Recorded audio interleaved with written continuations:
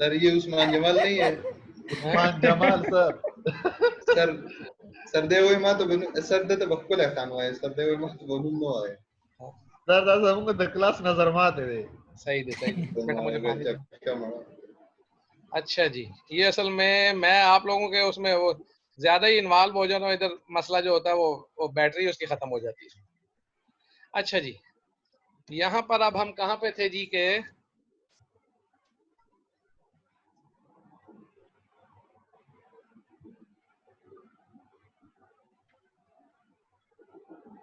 अगर हमने पिंस को इकट्ठे नजदीक नजदीक लगा दिया तो उससे भी चूंकि हमारी जो मैट्रिक्स होगी, जो हमने मटेरियल डालना है वो जो है हमारा उसके अंदर नहीं जाएगा। ठीक है जी, सही तरीके से, या वो वीक होगा, तो इसलिए उनको हमने थोड़ा सा एहतियात के साथ यूज करना है। बॉन्डिंग एजेंट, अब ये जो न्यू अप्रोच हम ये बता रहे हैं कि इसमें आपने एडहेसिव रेजन आप लोगों ने पढ़ चुके हो ना आजकल जी, पढ़ चुके हो? सर आपकी आवाज कट रही है सर, समझ नहीं आ आपकी आवाज बड़ी कट रही है सर। मैंने कहा एडहेसिव रेजन जो है बेटा उसको भी देखो कि वो तो नहीं उधर हो रहा कुछ मसला। हाँ, 6 आदमी आप लोगों के लिए इम्प्लाई करने पड़ते हैं हमें।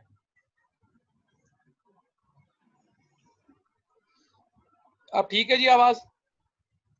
जी सर ठीक है। हाँ, तो पिंस को हमने कहते हैं कि बिल्कुल बहुत एहतियात के साथ और मतलब बड़े ही कम लगाना की कोशिश करें। कम से मुराद ये कि आपने जहां पे जरूरत हो सिर्फ वहीं पे लगाना है, साथ साथ पिंस नहीं लगानी, वरना फिर क्या होगा, उसकी जो रेस्टोरेशन होगी वो हमारी वीक होगी, क्योंकि वो रेस्टोरेटिव मटेरियल उसमें कम होगा। तो न्यू अप्रोच हमारी ये है कि एडहेसिव रेजन्स आप लोगों ने अभी पढ़ चुके हैं ना, एडहेसिव रेजन्स वगैरह जी? क्या फिर आवाज नहीं आ रही?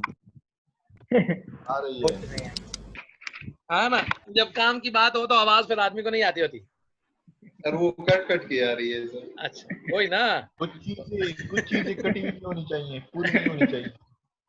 अच्छा, तो न्यू अप्रोच ये है कि सर बॉन्डिंग वो जैसे आप एजेंट, टॉपिक का नाम लेते हैं सर वो कट जाती है आवाज। हाँ वही ना, वही कह रहा हूँ ना कि जब मैं कुछ पूछता हूँ तो फिर आवाज कट जाती है। हमारा एक दोस्त था, तो दूसरा एक दोस्त आया सख्त गर्मी में ना नीचे, तो उसने उसको कहा यार ये नीचे आओ और दरवाजा खोलो, ये ऊपर एसी लगा के बैठा हुआ था, अब नीचे 3 मंजिलें कौन जाए। उसने उसको पहले सुनता रहा बातें, हाँ संगा है आओ, ये वो सब कुछ करके उसने कहा लगा पुलाव का। उसको कह रहा हाँ आवाज ना राजी। उसने कहा यार उससे पूरे खुद असला खबर है कौन है, आवाज ना राजी लगे। उसने बेचारे बड़ी चीखें मारी। इसने कहा आवाज ही नहीं आ रही, बस बंद कर दिया फोन। मोहसिन बचाओ चिकट में खुशी। तो अच्छा जी, तो अब जो है वो हम बॉन्डिंग एजेंट जो आप लोगों ने पढ़ चुके हैं कि बॉन्डिंग एजेंट हम यूज करते हैं, पढ़ चुके हैं कि नहीं ये चीज, बॉन्डिंग एजेंट एडहेसिव रेजन्स जी? सर पढ़ चुके हैं लेकिन हाँ क्या लेकिन याद नहीं। सर फिर हम अगर आप बोलेंगे कि हमने पढ़ा है फिर आप क्वेश्चंस करेंगे सर। बेटा लाजिम बात है, पढ़ा हुआ का मतलब ही यही है कि आप लोगों को कुछ याद तो हो ना, यही तो मसले है कि आप लोग क्या पढ़ते हो, फिर मकसद क्या हो गया उस पढ़ने का। देखिए मैं आपके लिए इतना कुछ कर रहा हूँ, बाकी लोग इतना कुछ कर रहे हैं, तो आप आखिर आप भी तो कुछ करेंगे नहीं, आप लोगों ने बस घर में ही बैठना है बस।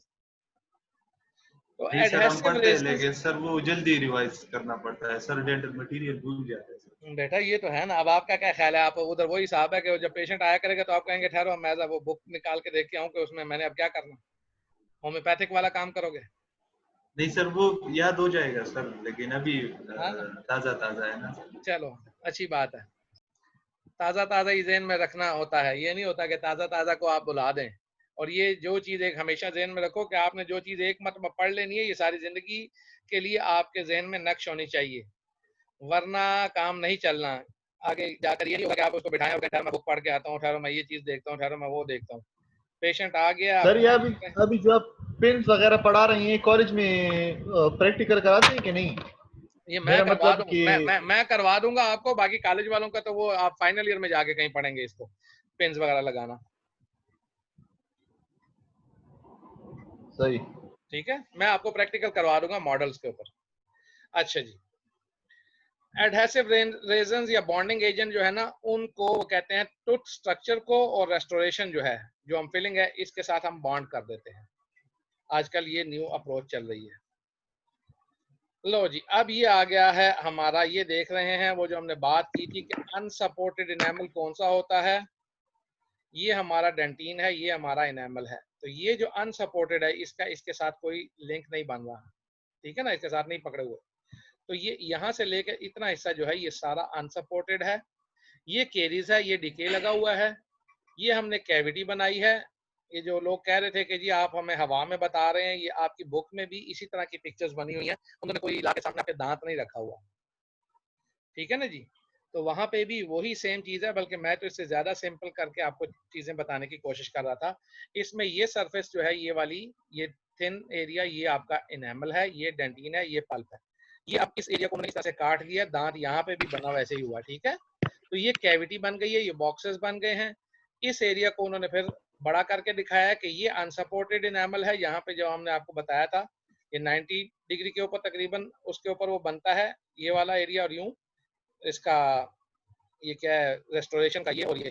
तो यहाँ पे अगर हम 90 डिग्री के ऊपर यहाँ पे अगर हमारा मैट्रिक्स बैंड अगर होगा और हम इस पे लोड डालेंगे तो क्या होगा, ये वाला इतना, ये वाला एरिया जो है ये फ्रैक्चर हो जाएगा, ठीक है। ये एनामल फ्रैक्चर्ड ये लिखा हुआ उन्होंने, ये मैट्रिक्स उन्होंने देखें, सिर्फ उन्होंने एक लाइन से मैट्रिक्स दिखाया हुआ आपको, उन्होंने कोई खास चीज नहीं दिखाई हुई। अब आपको कुछ समझ आ गई, अनसपोर्टेड एनामल डिके, एनामल का मैट्रिक्स बैंड और एनामल का फ्रैक्चर, और ये कैविटी इस तरह से इन्होंने भी दिखाई हुई है। अब वो मैट्रिसेस के ऊपर आ जाते हैं। मैट्रिसेस क्या है जी? Lateral wall of a tooth अगर आपकी डैमेज है, लेटरल से मुराद जी एक्सटर्नल, क्या चीज? साइड वाली वाल, साइड वाली, एक्सटर्नल वॉल, जी जी। कौन सी वाल? इंटरनल वाल, एक्सटर्नल, एक्सटर्नल। एक्सटर्नल तो सारी होंगी, साइड वाली। हाँ, ये वाली साइड वाली, लेटरल, इधर वाली और इधर वाली। इधर वाली दो भी हो सकती हैं, लेकिन वो नहीं है, ये सिर्फ ये साइडों वाली। इधर वाली जिसको प्रॉक्सिमल हम कहते हैं ना ज्यादातर, वहां पे होती, तो हम उसको लेटरल वाल कहते हैं। रिजिड सपोर्ट हमें चाहिए होती है, जिसको हम मैट्रिक्स बैंड कहते हैं। रिजिड सपोर्ट जो हमने उधर बात की थी, रिजिड सपोर्ट के बारे में हमने क्या कहा था कि यहाँ पे अगर ये टूट गया, ये वाला हिस्सा, तो यहाँ पे हमने एक इस तरह से कोई चीज लगा देनी है, ठीक है। तो ज्यादा ही वो रिजिड हो गई, हम इसको थोड़ा सा लाइट करने की कोशिश करते हैं, चलो बस ठीक है। तो ये जो चीज है, इसको हम अगर मैट्रिक्स समझें तो ये इसको के लिए मैट्रिक्स बैंड है।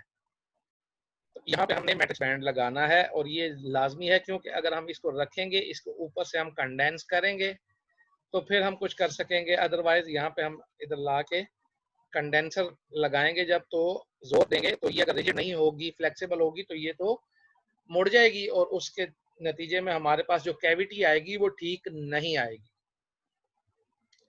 ठीक है जी। तो इसके अलावा एक और चीज जो ये करेगी, वो क्या करेगी कि ये हमें एक सपोर्ट के अलावा कंटूर भी हमें देगी, ये बना के देगी। कंटूर से मुराद ये जो हम, ये टूथ की जो कंटूर है, ये एस्थेटिक्स जो होते हैं सर, शेप, ये वाला हिस्सा जो है ना, ये भी इसके साथ बन जाएगा, ये अगर हमारे पास ये वाल हमारी होगी तो, ठीक है। तो इसमें हमने क्या चीज की थी, शायद ये वाला बनाया था शायद। ये अगर हम यहाँ पे अगर हम इसको वो बना देते हैं, अगर ये इस किस्म की कोई चीज होगी तो क्या होगा इसमें हमारे साथ, इसने इसको पकड़ा हुआ होगा सारी तरफ से। ये दांत से बाहर है, ये बाहर नहीं होती है, उसके बिल्कुल साथ होती है, सिर्फ आपको समझाने के लिए बता रहे हैं, ठीक है। तो इसके साथ रिजिड सपोर्ट होगी, ताकि हम जब कंडेंस करें, यहाँ पे हम फोर्स डालेंगे तो ये इसको आगे नहीं जाने देगा, यहीं पे उसको पकड़ के रखेगा, और कंटूर भी बना लेगा। और ये जी सर, ये सिर्फ कंडेंसेशन के दौरान ही इसको बस रखती है, यानी ये परमानेंट आपने रखा नहीं हुआ? नहीं, ये सिर्फ उसी वक्त जब हम कंडेंसेशन वगैरह कर रहे होते हैं उसको वो रख लेते हैं। थोड़ी देर के बाद फिर हम सही, इसको सही। जब सेट हो जाता है, थोड़ा सा इनिशियल सेट समझ लें, तो फिर हम इसको उसको रिमूव कर देते हैं। इसके साथ तो नहीं छोड़ सकते, क्योंकि ये तो बड़ा होता है, ये बाकायदा एक मैट्रिक्स बैंड होता है, और उसके अलावा उसके साथ उसका अपना स्ट्रिप होती है, और मैट्रिक्स बैंड होता है जिसके ऊपर ये बनी होती है। मैट्रिक्स बैंड जो होता है ये फिर वही बात है, मुझे फिर क्लिनिक के टाइम पे याद करवाइएगा, मैं वहां पे आपको उसकी पिक्चर दिखा दूंगा, सेंड कर दूंगा। अगर किसी को खुदा ना खासा याद आया तो फिर मैं कर दूंगा, ठीक है वरना सर। इतना फारग मैं भी नहीं हूँ कि मैं आप लोगों के लिए अपने क्लिनिक से चीजें उनकी पिक्चर्स उठा उठा के दूं। ये आपके लेक्चर के दौरान में सर जो जी। है आप सीख सकते हैं। अच्छा जी, क्योंकि अब इसमें चीज ये जरूरत आपकी है, मेरी नहीं है। अच्छा जी, next, matrices fix by holders. ठीक है जी, ये जो मैट्रिक्स बैंड होते हैं ये हम किसके साथ करते हैं, इसको जिंजाइवल मार्जिन, ये यहाँ पे जिंजाइवल मार्जिन आता है ना, ये जो जिंजाइवा हमारा होगा उसके साथ इसके अंदर ये इंसर्ट किया होता है हमने, दांत और जिंजाइवा के दरमियान में ये पड़ा होता है। ठीक है, तो वहां पे हमारे पास इसका होल्डर होता है, उस होल्डर के थ्रू करते हैं। तो आप मरीज के मुंह में होल्डर और ये चीज लगा के तो नहीं छोड़ सकते ना। ठीक है जी, इसके अलावा कहते हैं अगर ये ना हो तो स्टेनलेस स्टील टेप जो होता है, इसको इंप्रेशन कंपाउंड अगर आपको याद हो तो उसके अंदर हम फिक्स कर सकते हैं अगर हमारे पास होल्डर ना हो तो ये चीज भी उन्होंने एक बताई है और ये बड़ी जबरदस्त चीज है और ये वाइवा का क्वेश्चन भी है। अच्छा जी, कांटेक्ट एरिया जो है वो कैसे होता है, प्रॉक्सिमल कांटेक्ट एरिया क्या होगा हमारा, जब दो टीथ हमारे पास जहां पे मिल रहे हैं तो उसको हम प्रॉक्सिमल कांटेक्ट एरिया कहते हैं। ये एक टूथ, ठीक है जी, और ये इसके साथ ये जो दूसरा टूथ यूं बन रहा है हमारे पास, ये खूबसूरत सी तस्वीर दांत की। ठीक है, तो ये वाला जो एरिया है ये कांटेक्ट, ये प्रॉक्सिमल कांटेक्ट है। अब समझ आ गई प्रॉक्सिमल कांटेक्ट एरिया की? Yes sir. ठीक है जी, तो ये एडजेसेंट टीथ का जो हमारा कांटेक्ट एरिया होता है इसको हम प्रॉक्सिमल कांटेक्ट भी एरिया भी कहते हैं या प्रॉक्सिमल कांटेक्ट कहते हैं।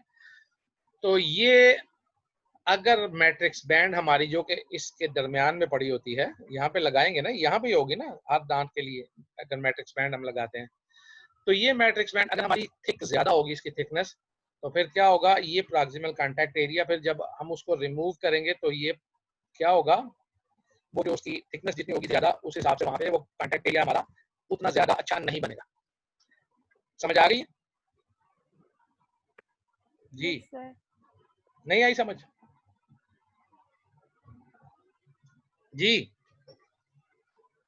सर ये आइए प्रॉक्सिमल आइए। आ गई सर। चलो, अभी मुझे एक कमजोर सी एक आवाज आई थी कि नो सर जी, उस कमजोर आवाज से पूछना चाह रहा हूँ। सर मैंने यस बोला है, नो नहीं अच्छा बोला। यस बोला है, अच्छा चलो अच्छी बात है। सर तो यहाँ तो स्पेस बन जाएगी नहीं बीच में। तो वही कह रहा हूँ ना, स्पेस नहीं। बनेगी ना, अगर वो ज्यादा होगी थिकनेस तो स्पेस बनेगी, अगर कम तो थिकनेस सर होगी तो थिकनेस ज्यादा होगी तो घुसेगा कैसे यहाँ पर? बेटा थिक, आपको मैंने पहले बताया था कि हमारा दांत जो है आप इसको हिला कर देखें, अगर आपको याद हो तो 1 मिलीमीटर इसके अंदर हाँ बाकायदा हिलता है। स्पेस होती है, ये 1 मिलीमीटर तक हम उसको हिला सकते हैं। लेकिन ये मैंने कहा था कि हिला के ना देखिएगा ज्यादा बार बार, क्योंकि उससे फिर फाइबर्स टूटने का खतरा होता है। लेकिन आप अपने दांत को 1 मिलीमीटर तक हिला सकते हैं, किसी भी दांत को पकड़ के हिलाएं वो 1 मिलीमीटर हिल जाएगा। ठीक है, सही, तो ठीक है, उसके अंदर ये ठीक है। इंसर्ट हो जाती है। बाज़ औक़ात बड़ी मुश्किल होती है, बाज़ कुछ दांत ऐसे क्लोजली पैक्ड होते हैं कि 2-2 3-3 मैट्रिक्स बैंड हमारे टूट जाते हैं। और अभी तो बहुत ही फिर वही बात, फिर मुझे याद कराइएगा कि आपको मैट्रिक्सेस जो हैं जो आजकल नई आई हुई हैं वो बिल्कुल ही थिन है, इतनी थिन कि वो माइक्रोन मीटर्स में आ गई हैं। ठीक सर है, ये फिलिंग से पहले रखते हैं वहाँ पर, हाँ हाँ, फिलिंग से पहले रख के फिर फिलिंग और करेंगे। पिंस फिलिंग उसके हाँ बाद पिंस हाँ लगाते हैं। हाँ, उससे पहले तो हम कर ही नहीं सकते ना। यहाँ पे देखें ना, यहाँ पे सही। जब हम इसको इधर डाल देंगे वो मैट्रिक्स बैंड यूं इधर इधर यूं लग जाएगा इस तरह, सॉरी ये जरा सा यूं करके, तो यहाँ पे अब जब हम इसके अंदर यहाँ पे इधर से फिलिंग करनी शुरू करेंगे इस तरह से, यहाँ पे कैविटी हमारी होगी यहाँ पे, तो फिर क्या होगा, ये थोड़ा सा ये इस तरफ थोड़ा सा वो भी हो जाएगा हल्का सा, अगर हमने उसको थोड़ा सा ढीला छोड़ा हुआ है, अगर बहुत ज्यादा स्टेप है तो बिल्कुल अपनी जगह पे रहेगा। तो क्या होगा, इससे फिलिंग हमारी हो जाएगी और वो कांटेक्ट पॉइंट भी वहां पे रहेगा। अब वो कहते हैं ये जो हमारा एरिया नीचे बना था ये दांतों में, ये हमने देखा, ये हमने 2 दांत इधर यूं बनाए थे, तो दांतों के अंदर अमूमन हमारे पास इस किस्म का ये दांत आपस में यहाँ पे कांटेक्ट पॉइंट होता है, तो यहाँ पे दांतों के दरमियान में स्पेस होती है ना एक, तो यहाँ पे हम एक वुडन वेज, इस किस्म की एक वेज सी होती है, ये हम इसके अंदर इंसर्ट कर देते हैं। ये फिर वही बात, फिर मुझे क्लिनिक में याद कराइएगा, मैं आपको ये वेज भी दिखाऊंगा, ठीक है। ये वेज क्या होती है, तो ये वुडन होती है, प्लास्टिक होती है, तो इसको हम यूज करते हैं। क्यों रखते हैं यहाँ? सर ये मजहरुल्लाह सियार आपको सर याद करवाएगा इंशाअल्लाह। हाँ हाँ बिल्कुल, जो भी याद करवाएगा तो मैं कर दूंगा।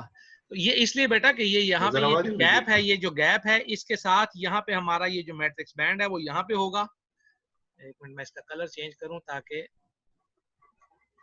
ये मैट्रिक्स बैंड हमारा इसके दांत के साथ हमने यूं लगाया हुआ है ना, ये इस तरह से। चलो फिर मुर्गा आ गया इसका। अच्छा, तो ये मैट्रिक्स बैंड हमारा, तो ये ब्लू कलर का है ना, तो ये जब हम ये वेज इसके अंदर करेंगे तो ये क्या होगा, इस एरिया के साथ बिल्कुल क्लोजली पैक्ड हो जाएगा, उसके साथ जाके लग जाएगा। अब समझ आई? ये वेज हम ठीक है, इसलिए हम करते हैं।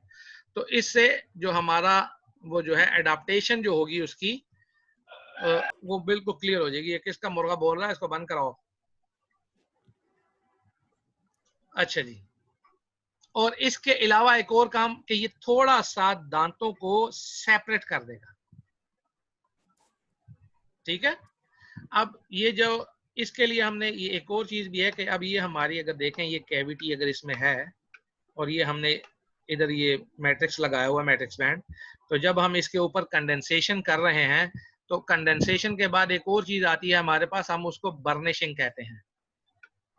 क्या कहते हैं? बर्निशिंग। तो बर्निशर जो होता है वो कुछ इस किस्म की राउंडेड किस्म की चीज होती है, ठीक है। वो भी फिर वही इंस्ट्रूमेंट्स की बात आती है। ये सारे इंस्ट्रूमेंट्स आप मुझे याद करवाते जाइएगा, क्लिनिक में मैं जाके आप लोगों को दिखाता जाऊंगा, ठीक है। तो ये बर्निशर इस किस्म का एक राउंडेड किस्म की एक हमारे पास इंस्ट्रूमेंट होता है। तो इसमें होता ये है कि हम इसको बर्निशर को अगर हम करें यहाँ से इस तरफ आउटवर्ड डायरेक्शन में, हम इसको करें यहाँ पे रख के, इधर से यूं रख के इधर लेके जाएं, ठीक है ना। तो इससे क्या होता है कि वो जो आउटवर्ड जो होगी मैट्रिक्स की तरफ, तो वहां पे इसकी बर्निशिंग जब होगी तो ये हमारा जो कांटेक्ट पॉइंट है वो बहुत अच्छा बनेगा, ठीक है जी। वेज जो है वो हमारी ये वाली वेज है, तो ये वेज जो है ये इसको लोअर एंड पे रखेगी पकड़ के, अपर एंड पे हम बर्निशिंग करेंगे और लोअर एज पे हमने वेज ने इसको पकड़ा हुआ है, ठीक है जी। तो इसके साथ क्या होगा, अपर पार्ट जो है उसको क्या करेंगे, इसको हम थोड़ा सा बर्निशिंग करेंगे। बर्निशिंग तो करेंगे लेकिन उसके बाद उसके अलावा हम इसको थोड़ा सा लूज कर देंगे। जो हमारा मैट्रिक्स बैंड है ना उसको हम थोड़ा सा लूज जब करेंगे ना, तो ये जो है ये पहले तो बिल्कुल इसके साथ क्लोज कांटेक्ट में है ना, तो ये थोड़ा सा लूज होके थोड़ा सा, क्योंकि वेज के साथ हमारे थोड़ा सा दांत के अंदर थोड़ा सा सेपरेशन आ गई है, तो एरिया थोड़ा सा बढ़ गया। जब हम इसको थोड़ा सा लूज करेंगे तो ये थोड़ा सा खुल जाएगा, एरिया ज्यादा हो जाएगा। फिर जब बाद में हम इसको रिमूव करना चाहेंगे तो उस वक्त ये दांत अपनी जगह पे वापस आएगा और वो सब कुछ सेट हो जाएगा। क्लियर है जी? अब आगे जी मैनिपुलेटिव वेरिएबल्स। एक मिनट, मैनिपुलेटिव वेरिएबल्स